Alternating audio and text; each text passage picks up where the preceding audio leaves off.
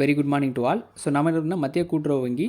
So மத்திய கூட்டுறவு வங்கி ப்ரீவியஸ் இயர் கொஸ்டின் பேப்பரை தொடர்ந்து வந்து பார்த்துட்டே இருக்கோம்.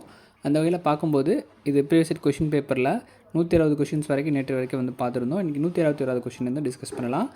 எக்ஸாமினேஷன் பாயிண்ட் ஆஃப் வியூவில் ஸ்டடி மெட்டீரியல் அப்படின்றது நம்மக்கிட்ட அவைலபிள் இருக்குது. டிஸ்கிரிப்ஷனில் உள்ள வாட்ஸ்அப் நம்பருக்கு வாட்ஸ்அப் பண்ணிவிட்டு புக்ஸ் வேணுன்றவங்க வந்து பர்ச்சேஸ் பண்ணிக்கலாம். 2023 ஆண்டுலேருந்து நம்ம புக்ஸ் வந்து ப்ரொவைட் பண்ணிகிட்ருக்கோம். ஸோ ஸ்டடி மெட்டீரியல்ஸ் சாம்பிள் பார்த்துட்டு கூட நீங்கள் வந்து பர்ச்சேஸ் பண்ணிக்கலாம். 121 கொஸ்டின் வந்து பார்க்கலாம். எந்த அரசியலமைப்பு திருத்தத்தின் மூலம் அடிப்படை கடமைகள் வரையறுக்கப்பட்டது? 42வது அரசியலமைப்பு திருத்தம். எந்த அரசியலமைப்பு திருத்தத்தின் மூலம் அடிப்படை கடமைகள் வரையறுக்கப்பட்டது? 42வது அரசியலமைப்பு திருத்தம். எந்த மாநிலத்தின் உயர்நீதிமன்றம் லட்சத்தீவின் மீது சட்ட எல்லையை உடையது? எந்த மாநிலத்தின் உயர்நீதிமன்றம் லட்சத்தீவின் மீது சட்ட எல்லையை உடையது? கேரளா. சட்டம் இயற்றுவருக்கு சபைகளுக்கு மத்தியிலும் தமிழ்நாட்டிலும். சட்டம் இயற்றும் சபைகளுக்கு மத்தியிலும் தமிழ்நாட்டிலும் பார்த்திங்கன்னா ஆப்ஷன் டி, மத்தியில் இரு அவை, தமிழ்நாட்டில் ஓரவை. மத்தியில் இரு அவை, தமிழ்நாட்டில் ஓரவை. எந்த நாளில் நீதிபதி ஜிஎஸ் ராஜஸ் எக்ஷா தலைமையில் செய்தித்தாள் குழு நியமிக்கப்பட்டதுன்னா 1952ஆம் ஆண்டு செப்டம்பர் 23ஆம் நாள். இந்திய குடியரசுத் தலைவர் தேர்ந்தெடுக்கப்படுவது பாராளுமன்றத்தின் இரு அவைகளில் தேர்ந்தெடுக்கப்பட்ட உறுப்பினர் மற்றும் மாநில சட்டப்பேரவைகளின் தேர்ந்தெடுக்கப்பட்ட உறுப்பினர் அடங்கிய தேர்வர் குழுவால்.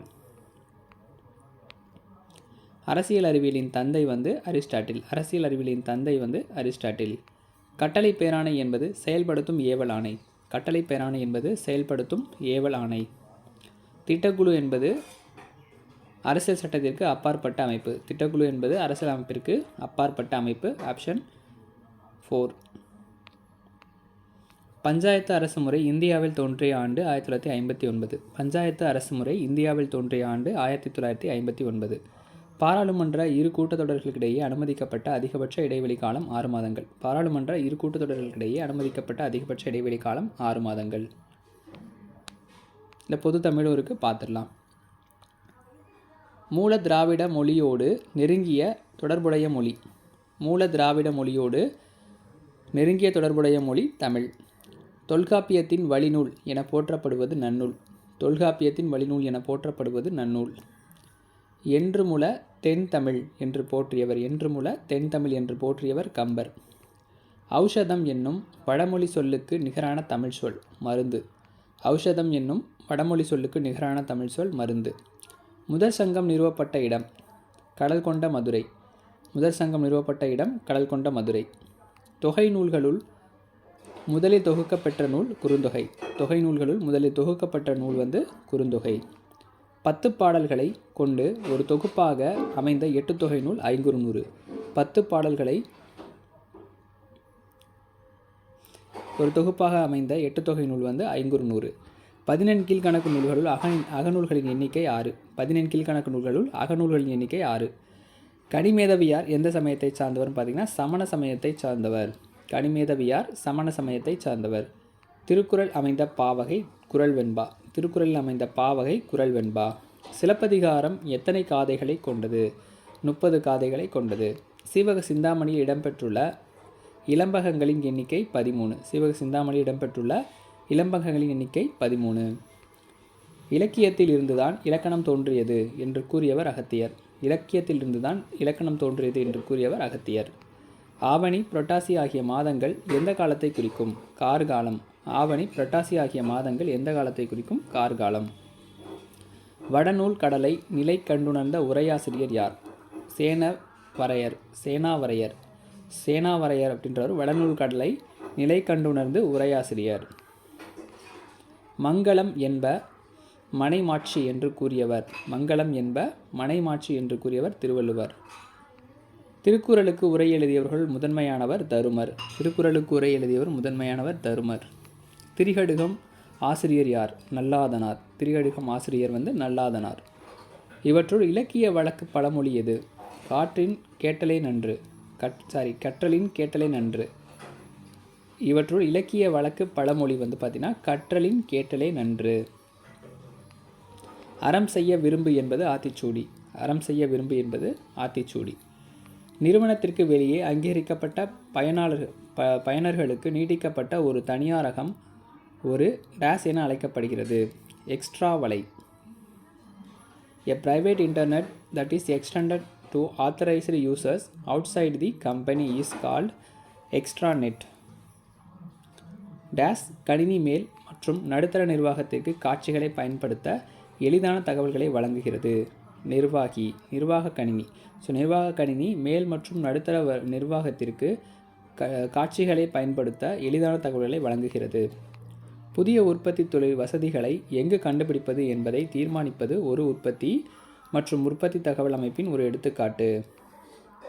மூலோபாய நிலை, ஸ்ட்ராட்டஜிக் லெவல். ஸோ எப்படி தமிழில் டிரான்ஸ்லேட் பண்ணியிருக்கு பாருங்கள். ஸ்ட்ராட்டஜிக் லெவல் அப்படின்றது மூலோபாய நிலையம். தரவை நேரடியாக அட்டவணை கட்டத்தில் உள்ளிடுவதன்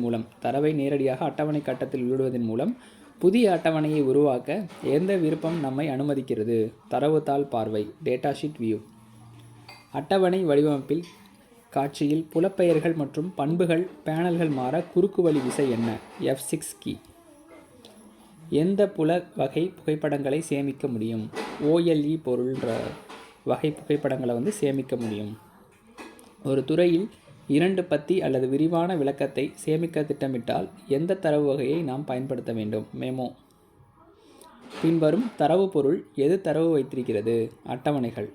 which of the following data pass object hold data? Tables தான் ஹோல்டு பண்ணி வச்சுருக்கு.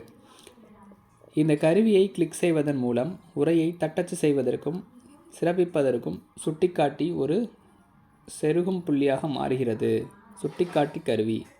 Pointer tool. Clicking on the dash tool change the pointer to an insert point for typing and highlighting text. Pointer tool. அமைப்பின் அடிப்படைத்தன்மை தகவல் ஓட்டம். The basic nature of the system refers to flow of information.